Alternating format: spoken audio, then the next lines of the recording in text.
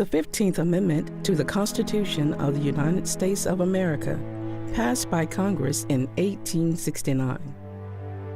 The right of citizens of the United States to vote shall not be denied or abridged by the United States or by any state on account of race, color, or previous condition of servitude.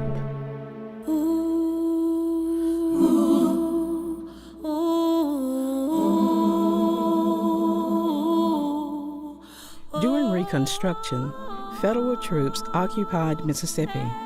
Among the laws they enforced was the constitutional amendment guaranteeing a right of all men to vote, and the newly freed slaves did vote. With blacks in the majority in Mississippi, this state sent 2 black senators and 1 black congressman to Washington. At least 200 other blacks held public office. They were Republicans, the party of Lincoln.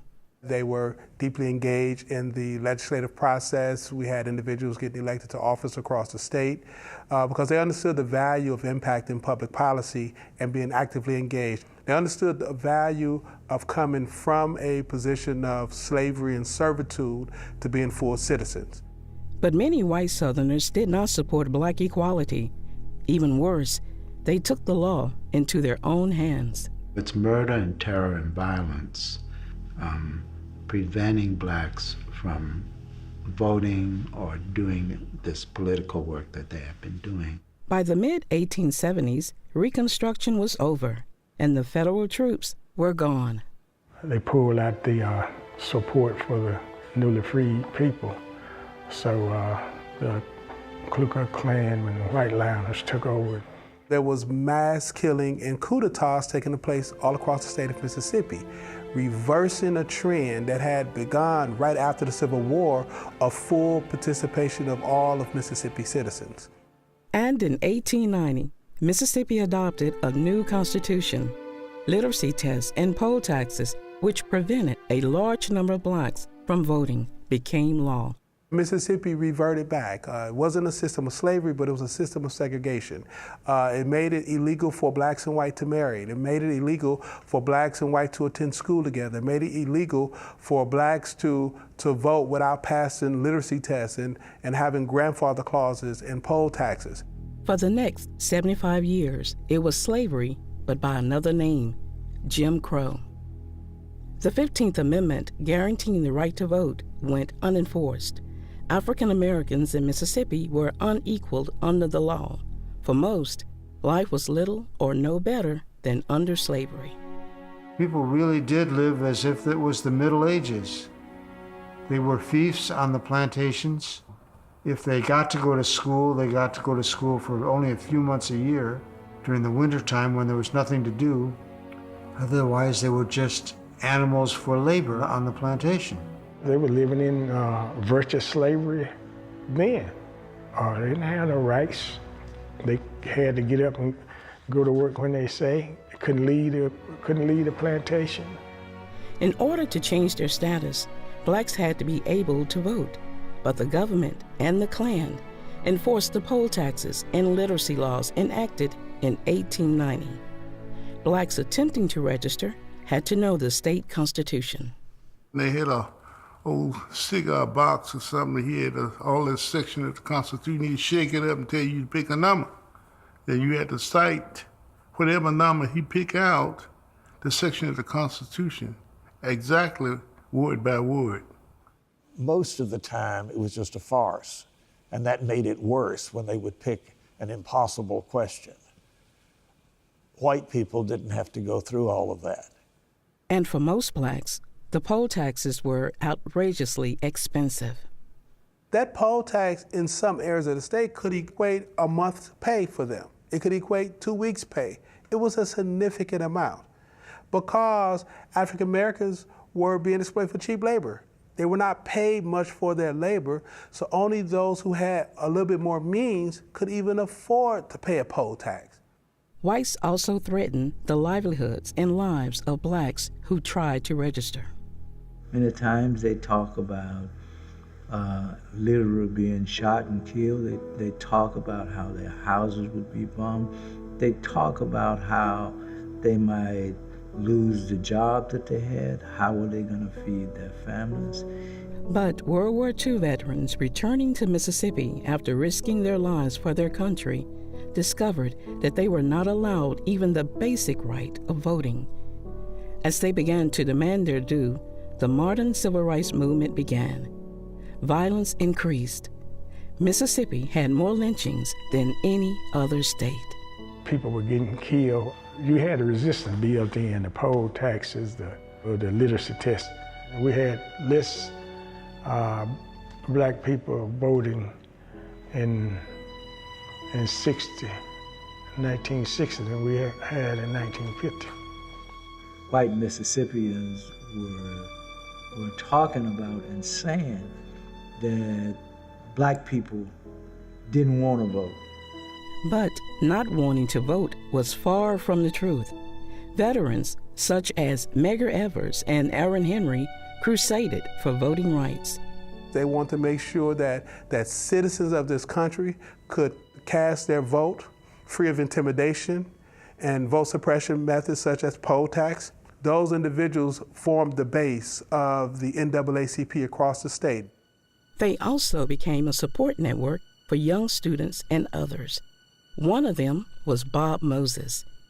A teacher from New York, he came to Mississippi and they began to organize across the state. So we actually start the project in the southwest corner of the state. Macomb, where less than 1% of eligible blacks were registered to vote. Statewide, the number was closer to 5%. Macomb is where Hollis Watkins met Bob Moses. He was working on voter registration, trying to get black people registered to vote so that they could begin to run and occupy political positions. So I told him I definitely would be willing to be a part of that. A native of the region, Watkins talked with friends, neighbors, and anyone who would listen. What is it that you have to lose? The white people are killing black people anyway, for no reason at all. We know that. So, if by chance you end up losing your life, for doing something that need to be done that will benefit your people as a whole, then you ought to be willing to do that, because you don't know whether they're coming to take your life later on today or tomorrow, for no reason at all other than you just being black. Understandably, though, people were reluctant to register. They looked at that as being something that was against the status quo. It was something that would bring about serious harm, possibly death, to them if they attempted to register to vote. Still, people understood the need for the ballot. People want work. They want employment. They want to pull themselves up by their own bootstraps, this kind of thing, and not be knocked down every time you try to make change. Education was the key to employment, to jobs, to security. You had no access to education if you didn't have a vote. So the cycle continued. By the early 1960s, civil rights protests in Mississippi were gaining momentum and attention. The Freedom Rides had ended in Jackson. James Meredith had entered the University of Mississippi. And in 1963, NAACP Field Secretary Medgar Evers was murdered. Medgar's assassination really shifted the consciousness of some people in the country and began the path where the action in Mississippi began to take on national importance. Nonetheless, black voter registration was still quite low. By the fall of 1963, we had had a 90% failure rate. And we had probably brought 90 to 100,000 black people to take the test, and only a few thousand ever passed it. Then it becomes clear to us, well, this road into voter registration has sort of come to an end. It's at that point that we think about running people. We had run people for office, but now we're thinking, let's do that on a bigger scale. They designed mock elections to teach people how to vote, and they moved to Greenwood. Greenwood was chosen not because it would be any easier than Macomb. If anything, the Delta was going to be much harder. But we might as well send people into the most difficult place of all and use Greenwood as an anchor and build out from there. We set up our own parallel machinery so people could register to vote if they couldn't register at the courthouse. Aaron Henry ran for governor. Ed King was the candidate for lieutenant governor. Bob Moses came to me and said, we want to make this an interracial ticket. And we need to show that black people are willing to vote for a white candidate who supports their same goals. So candidates of both colors talked about the issues pertinent to the disenfranchised. Better education, employment and job training for rural workers, black or whites, as the plantations were mechanized. We would set up ballot boxes in churches, in pool halls, in juke joints, and let the people have a real ballot to mark. We knew we wouldn't be elected because we weren't on the real ballot, but the feel was that of a real election. Then, in November 1963, they held the Freedom Vote. When we had the Freedom Vote, we had somewhere in the neighborhood of 84,000 people that participated in that proved that if this thing is open and fair, black people will definitely register and they will definitely participate on election day through the process of voting. Outsiders came to help with this Freedom Vote. One of them was Al Lowenstein. People who run Mississippi today can only do so by force. They cannot allow a free election in Mississippi because if they did, they wouldn't run Mississippi. Al brings students from Yale and Stanford down to participate in those elections. With the white students involved, the violence against blacks decreased drastically. An idea emerged: bring white students to Mississippi for a summer-long voter registration project. Not everyone thought this was a good idea. I was opposed to a large number of people coming down from the North for the 1964 summer project. It was my feeling that to bring all of these young people from the North, they would take over and begin to do everything that needed to be done. Taking the initiative that we had worked so hard to bring about, taking that away from the local community people. But after a few months, they're going to be gone. And then there were others who felt that this was very dangerous. But what I thought was if we did not get American attention, those 30 or 40 local people are going to lose their jobs, 1 or 2 are going to be killed in each county, and we're not going to be able to even do the grassroots work. So that was the debate. The discussion continued until they received a critical phone call. Lewis Allen was a black activist in Amite County who had witnessed a racial murder and later talked to the FBI. Now, Lewis Allen had been murdered. I think that was really the turning point in this, is that brought everybody more together around that you're going to have to do something is because we're dying. I put my weight behind the idea of the summer project, and we moved forward from there. We hope to send into Mississippi this summer upwards of 1,000 teachers, ministers, lawyers, and students from all around the country. When we announced that we were going to have this summer project, and Mississippi went bonkers, and they started forming the League of White Racists, whatever they call themselves, right? You got editorials in the national paper, attacking us as wanting to start another civil war.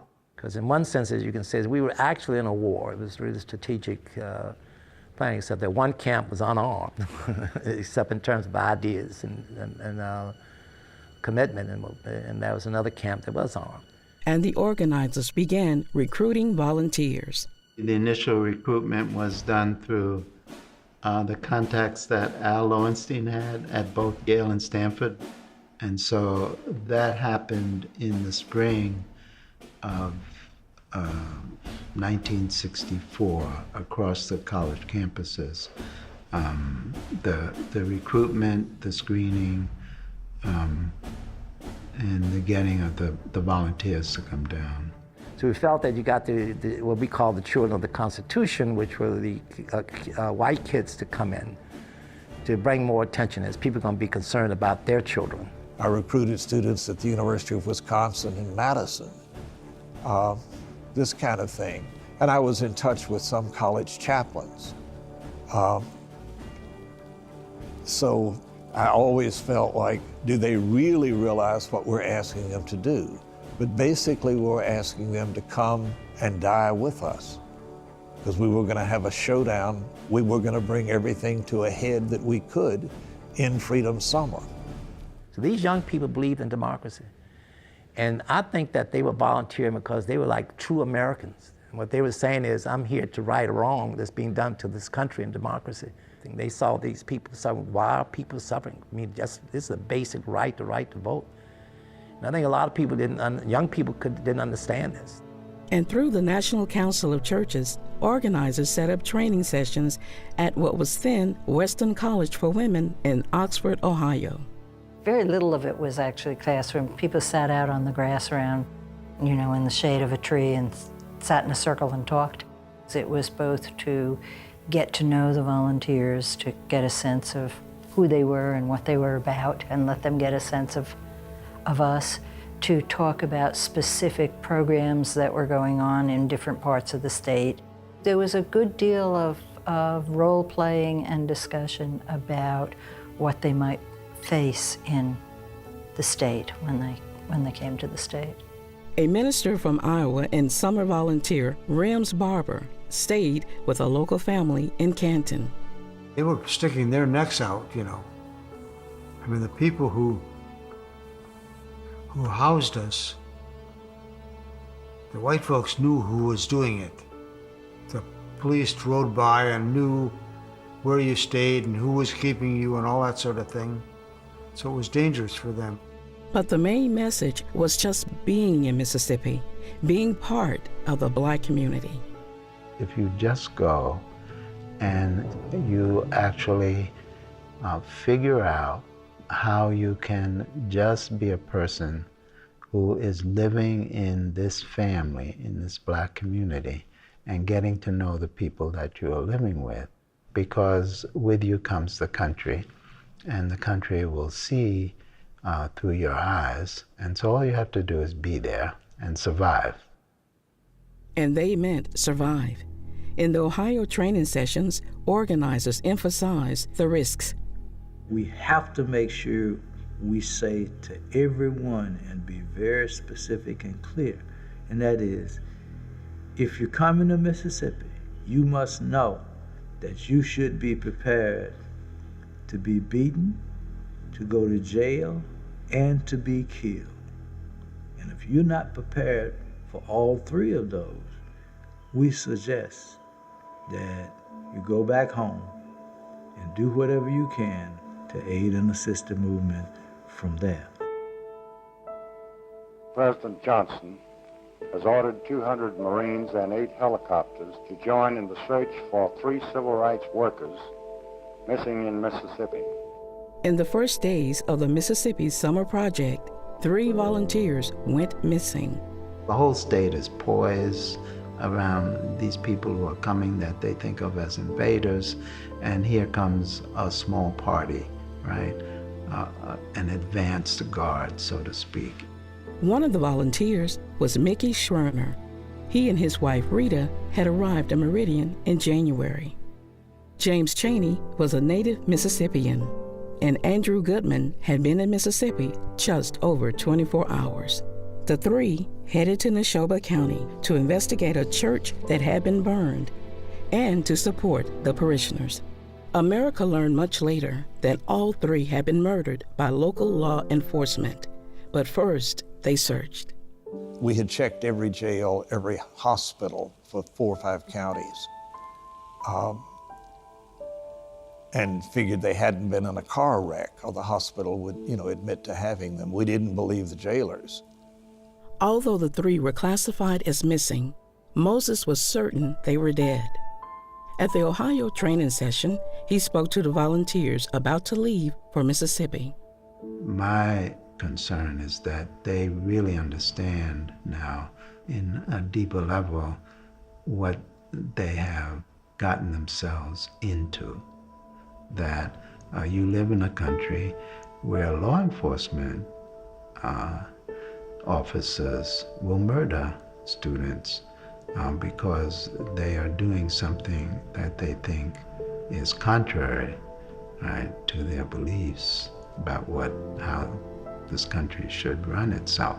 My whole point was to make clear to them that those young people were dead and they should not go down unless they were willing to face that.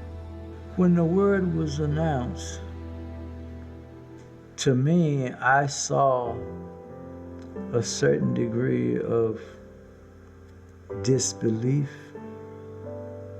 I saw expressions of sadness. I saw expressions of indecisiveness. And after a song or so was sang, then I saw a collectiveness process begin to take place where people kind of collected themselves and began to say, I'm going on to Mississippi. The federal government offered a $25,000 reward for information, but FBI Director J. Edgar Hoover was saying, they've been seen in Brazil and all this stuff here. They're not really missing. This is a ploy on the part of the civil rights workers to get attention, And all the time, they knew where the bodies were.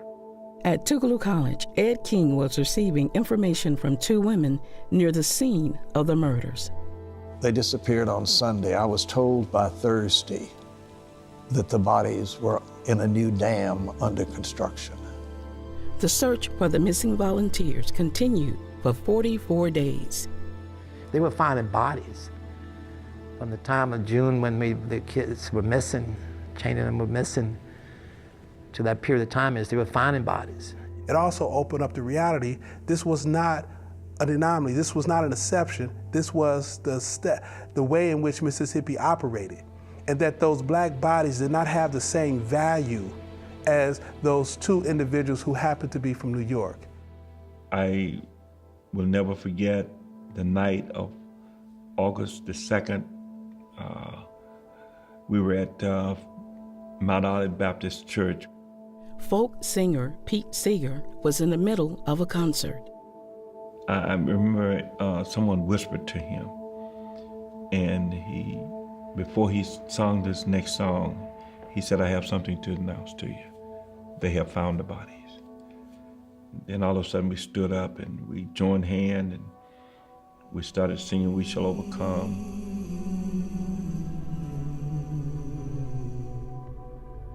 We were determined then they shall not have died in vain. So instead of intimidating us, it had the opposite effect on us.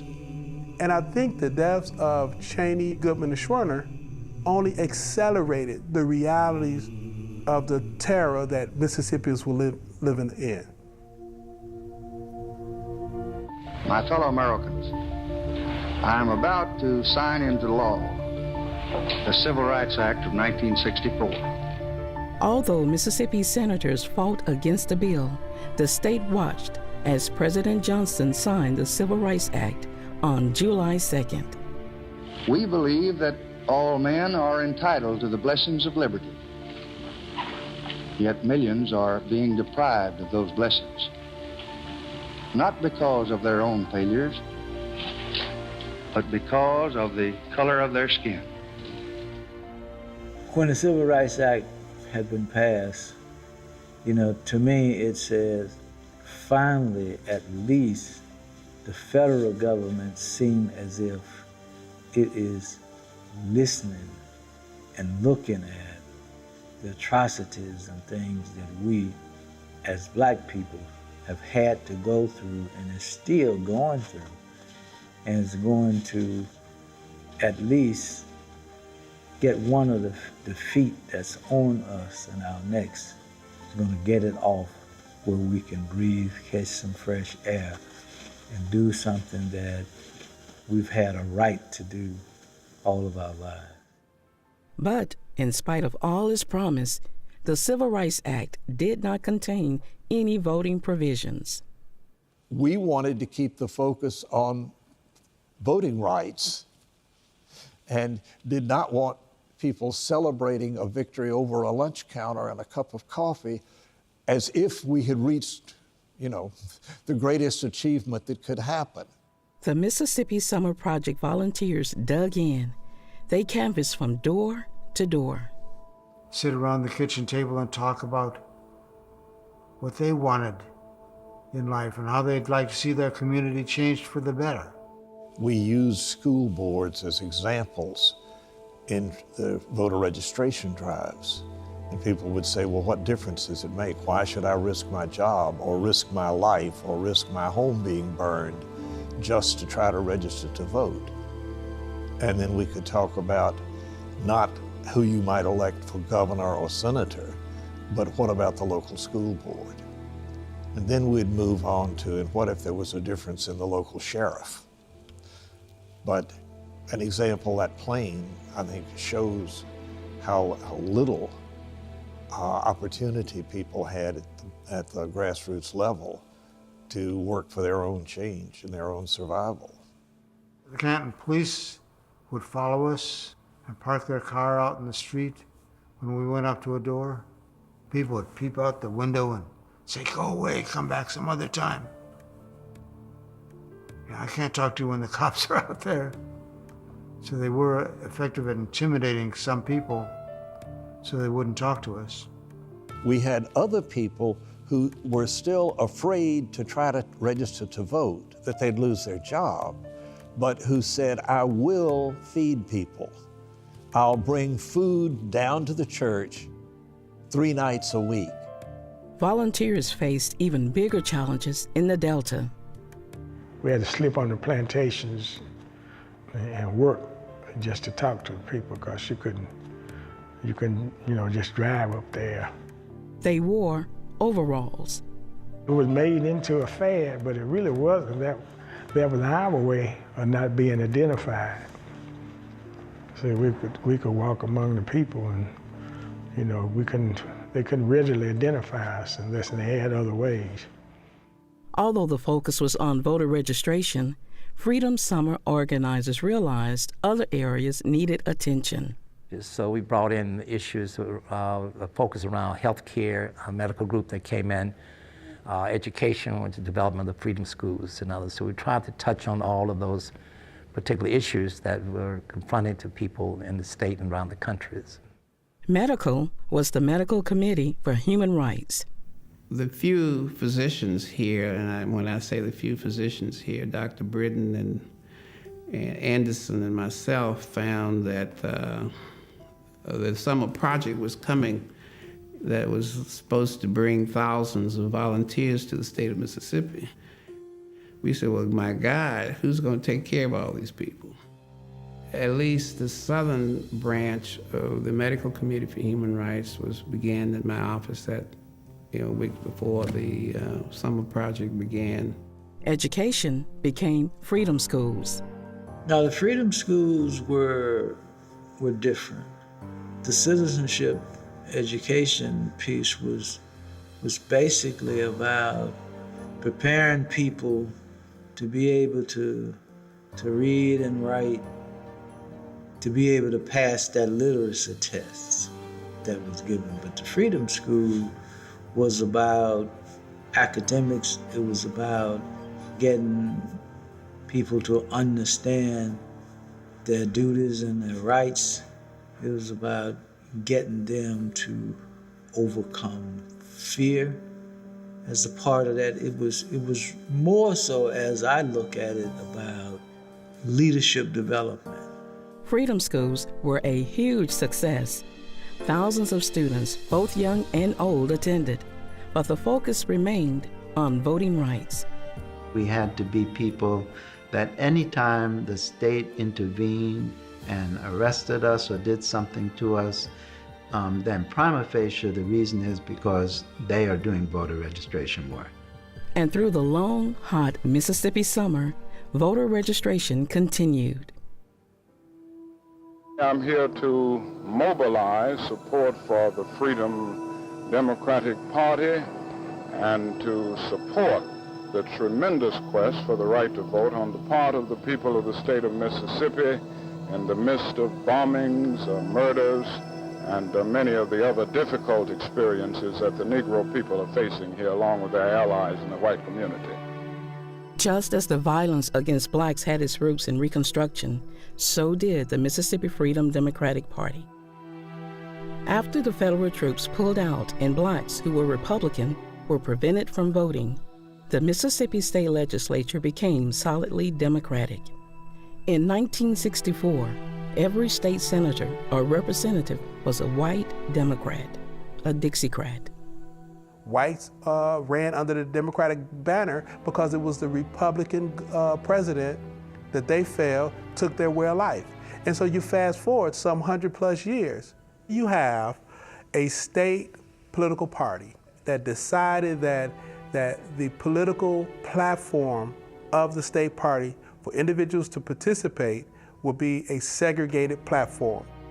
We had attempted to go to the precinct caucus meetings of the regular Democratic Party, and they closed the door on our face. In our faces. In some cases, they see us coming. When it was only 2 or 3 of them, they get in a vehicle and drive off.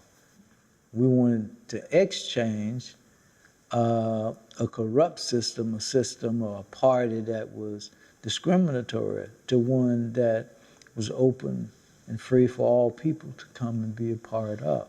So we tried to talk about how you get in the back door, and that's to replicate the Democratic Party process, with the exception of the fact that you didn't have to go through all the testing that they had. You didn't have to count the number of peas in the jar that they had to estimate it. Voter registration during Freedom Summer took a twofold approach. There was the legal registration with the state, and there were freedom registrations with the new Democratic Party. They demonstrated that people wanted to participate, to vote. We were attempting to prove that people were able to be involved and could run their own county conventions and that sort of thing. And so we had lots of people, thousands of people registered with the Freedom Democratic Party. Organizers wanted a political system that was free and open to all. To open up this state, the new Mississippi Freedom Democrats soon realized that they needed to work nationally. The initial idea came from a volunteer. Lowenstein suggested that we go to the Democratic Convention and not just do things within the state. And we decided, well, that's crazy, but that's a good idea. And we begin the process of thinking about challenging the Mississippi State Democratic Party at the National Convention. Every delegate representing Mississippi at that national convention would be white, and these Democrats openly and defiantly supported the Republican Party's nominee, Barry Goldwater. In order to effectively challenge the Mississippi delegation and be seated at the convention, everyone in the Freedom Democratic Party had to follow exactly the established procedures and bylaws of the National Democratic Party. We were developing the MFDP, Mississippi Freedom Democratic Party. And so the local people learned, and we followed the rules of the state on how to organize a party and a delegation to a national convention. We had hundreds of these local precinct meetings around the state, then had to move to a county meeting, then to a congressional district. The last step was the state convention. It convened on August 6 at the Masonic Temple in Jackson. They elected 68 delegates to the Democratic National Convention. The delegates who came through were going to be people who could stand up, would not be afraid in the kind of intense scrutiny and, the political atmosphere of a convention, that they were going to be people who could look you straight in the eye and say what they thought. So we were excited because they had violated all of the rules and we had followed all of the rules, and we were going into Atlantic City. Parallel to the lead-up and state convention, organizers were also working outside of Mississippi. We had pledges of support from Michigan to New England to California, where the people had said, we want to support the Mississippi fight. When we got to the convention, some people thought our cause was so pure that we would win totally. And it was almost like a guarantee that we were going to be seated. But other forces were at work. Lyndon Johnson, who had become president after John Kennedy was assassinated, wanted to receive his official nomination at a non-contentious convention. Hubert Humphrey of Minnesota was the front-runner for vice president. To get the vice presidency, he would have to bring a resolution to the Freedom Democratic Party's challenge, right? He would have to figure out how to resolve that so it didn't split the party apart. Some in the traditional Democratic Party worked to erode the support their challengers had gathered. The Freedom Democrats' first step was to present their case to the Credentials Committee. We expected to lose at the Credentials Committee, but that what we would then force was a vote, an open vote at the convention itself, and get a minority report.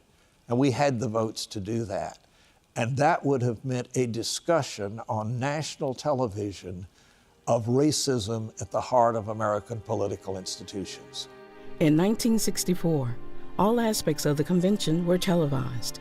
Fannie Lou Hamer was one of the Freedom Democrats who was scheduled to speak in front of the Credentials Committee. When she got ready to testify, Johnson went on national TV to obliterate her testimony, but they replayed it that night and flooded the convention with telegrams, right? Our testimony really moved people. And if the Freedom Democratic Party is not seated now, I question America. Is this America, the land of the free and the home of the brave, where we have to sleep with our telephones off of the hook because our lives be threatened daily, because we want to live as decent human beings in America? And you got the world seeing this on TV, you got to do something now. So President Johnson's people offered a compromise. The Mississippi Freedom Democratic Party could attend the convention, but not vote. The delegation rejected this.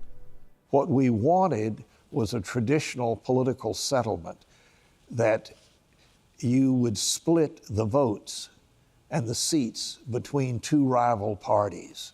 You didn't want to send any of them home, but if they only had half a vote, then you could add 50 new people from a rival delegation and let them be part of it.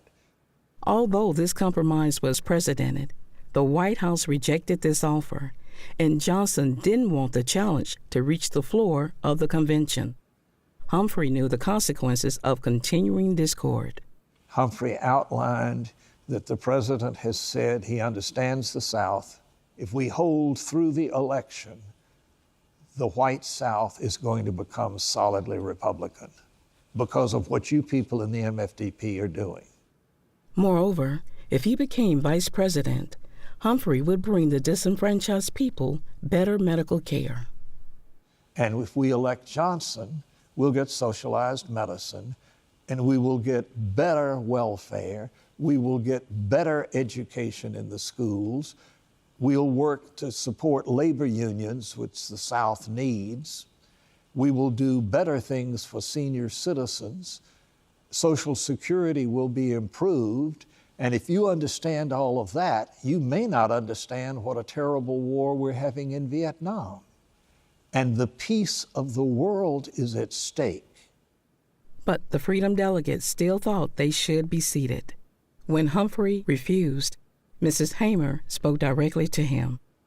She said, Senator Humphrey, if you take this job this way, with this kind of compromise, you will never be able to do anything for world peace, for education, for old Americans. You'll never be able. Senator Humphrey, I'm going to have to pray to Jesus for you. He would not meet with her after that. Finally, on Wednesday, 5 full days after arriving in Atlantic City, some of the Freedom Democrats were called to a meeting at Humphrey's Hotel. They were told to accept a compromise. The regular Democratic delegates would be required to pledge support for President Johnson. There will be new rules guaranteeing blacks' participation for future conventions. Aaron Henry and Ed King would be seated as at-large delegates. The rest of the Mississippi Freedom Democratic Party could attend but not vote. Ed King offered to give up his seat so Mrs. Hamer could be seated instead. And then we were told absolutely no, because Mrs. Hamer cannot be in this. That's really not, as we saw it, a compromise. And then on top of that, they wanted to name the 2 people that was to be seated. So that's kind of like saying, turn over to us all of that which you have, and we will examine it and tell you which of it is legitimate. And to me, that was a huge slap in the face. The president was naming for black Mississippians who their leaders would be.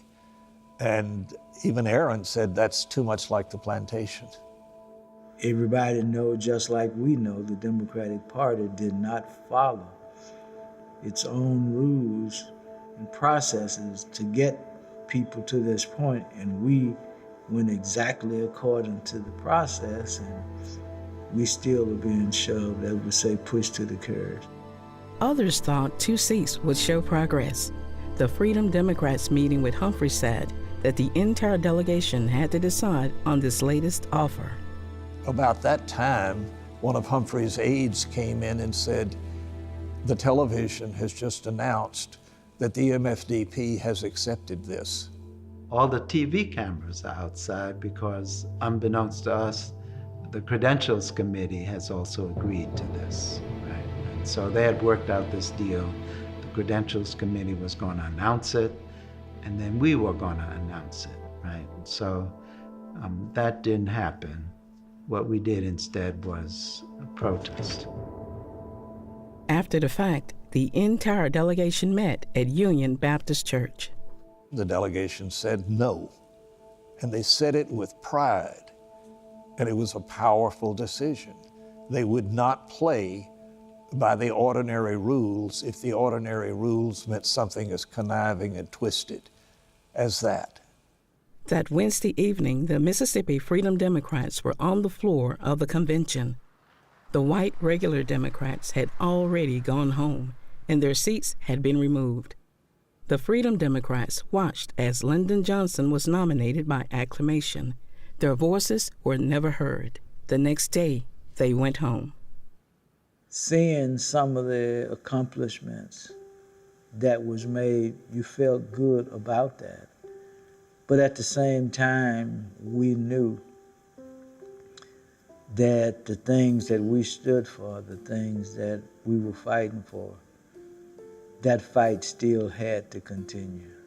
We still hadn't resolved the problem of humanity being considered human It forced the nation to face the fact that African Americans in Mississippi were not being treated with equal protection under the law that is to be afforded to all citizens. It changed the course of history, not only for Mississippi, not only for the South, but for the nation.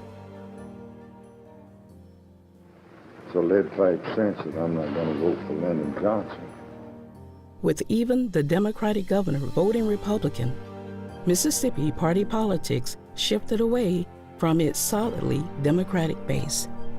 The very notion that African Americans are equal to whites in this state is something that many whites could not take. And so we've seen from that point a mass exodus of whites in Mississippi leaving the Democratic Party, going to the Republican Party. But the Freedom Democrats, who had been rebuffed by President Johnson, actually campaigned for him in his run against Republican Barry Goldwater.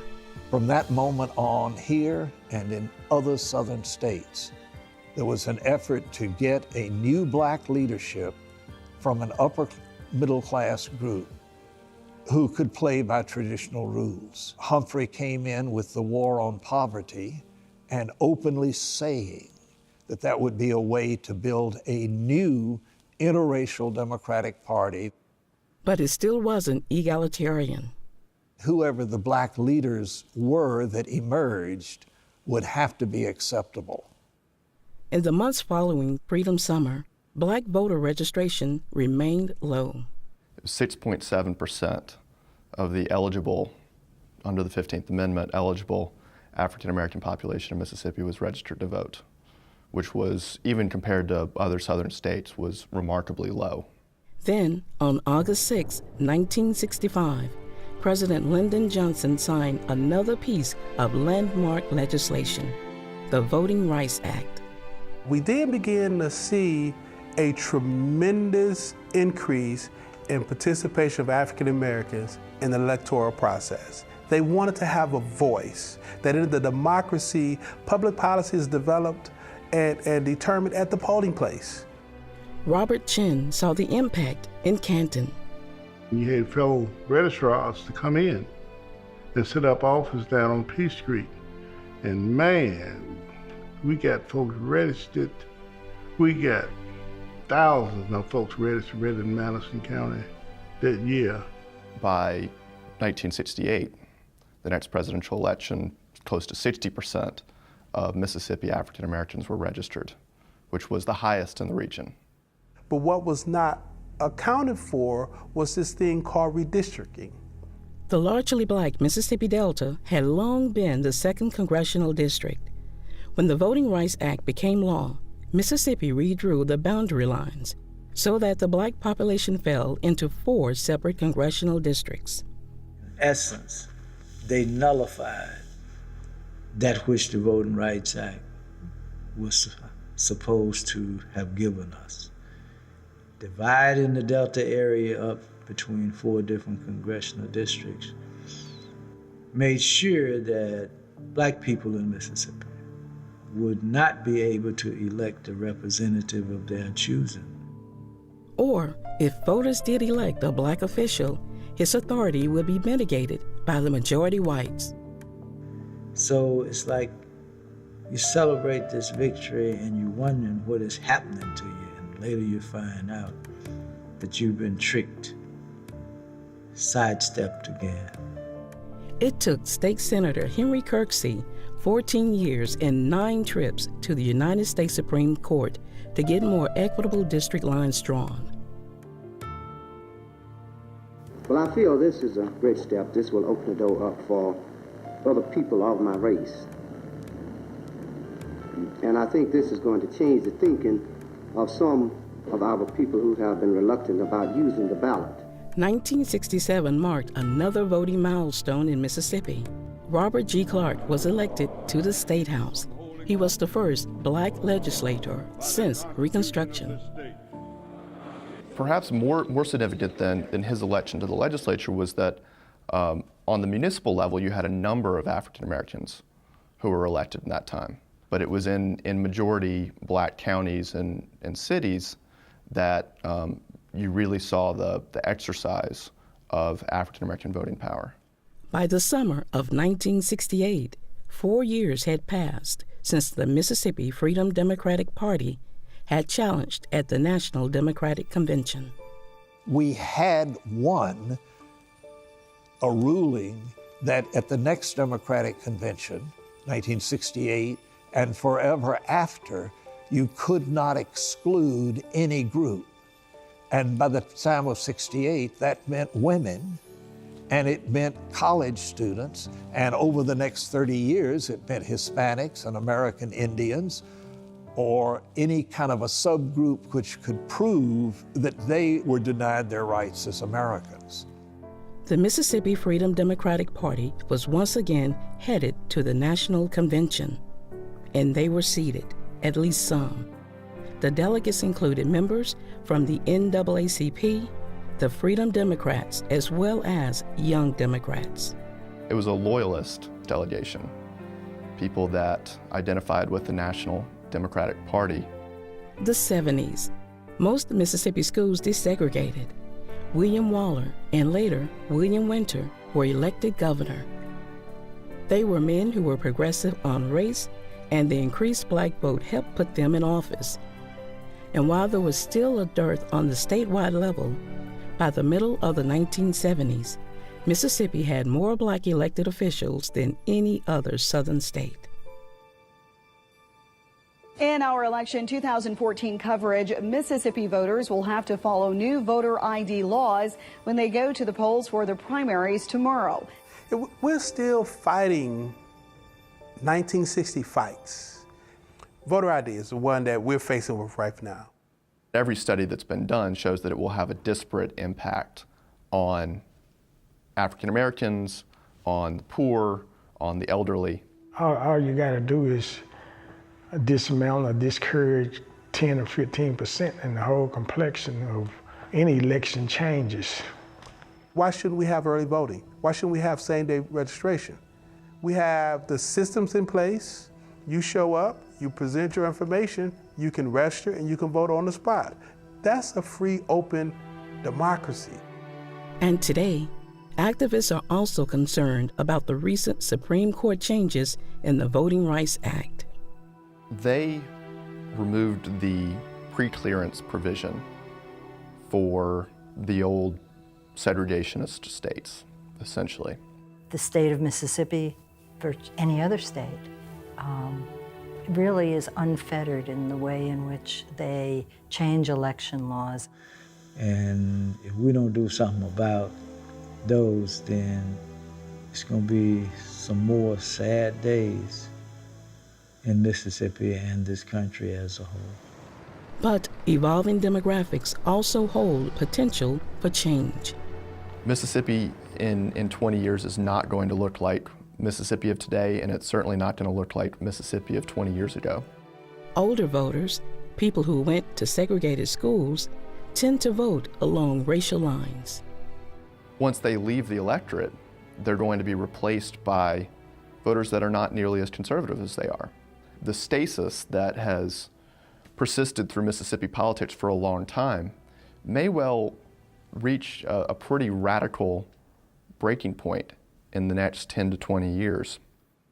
So today we could figure out, how do you get the students to make that same stand? I think that young people have to be at the forefront of combating the things that discriminate against people that live in this country, and they also have to be at the forefront of providing solutions that open this country up to everybody that's here. And then what can we do to change the things that have deprived a lot of Mississippians of the quality of life and the respect, the rights that they deserve? And look around where you live, and if you do that, you will find a lot of things that need to be done away with, a lot of things that need to be changed for the better. If there are organizations that are already working on those, see about joining those. If there are not organizations, then look at starting one. But the civil rights veterans aren't resting either. The struggle continues, and it's no stopping place, no rest. You can retreat for a minute, but the struggle goes on. For people to brush off their hands and say it's done, it's not done. It's almost just begun. With all of what is going on, with all of the things that need to be done, as long as I have some strength and energy to do something to make that better, I want to be found doing that.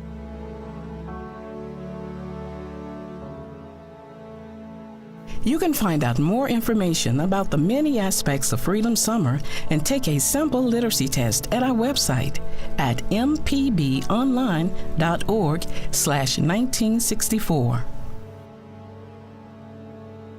The real heroes of the movement, in my opinion, were the local people still. The people who lived in the backwoods and stuff like that, we still don't know what happened to a lot of them.